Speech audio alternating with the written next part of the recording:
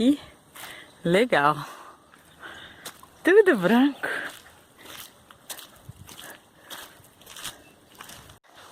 Hoje caminhar é para os fracos.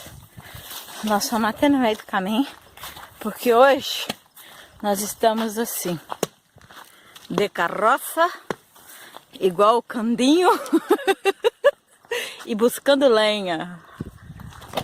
Chama mais uma pau. Mais um pau. É uma habilitação. Peguei esse animal do bruto aqui. Segura aí. Ah, já dispensei mais cedo. Dizesse que hoje é o forró da viúva.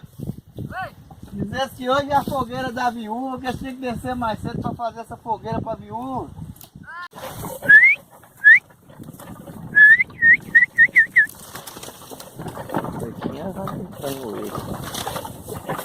Ela já tá gorda.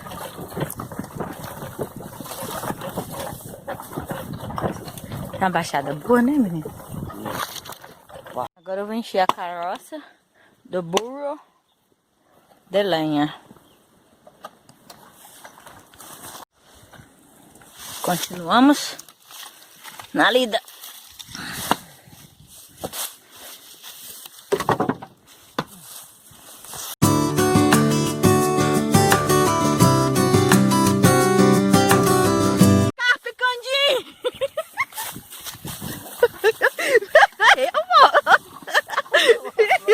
Opa!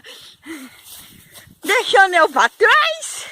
Agora nós subiu no burro. E a carroça vai cheia de lenha.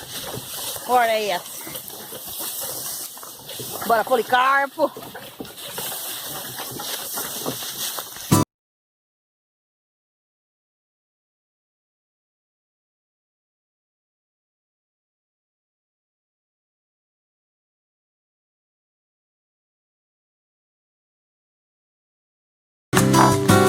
Agora descarregar nossa carga de lenha, Candinho, para nós fazer feijoada.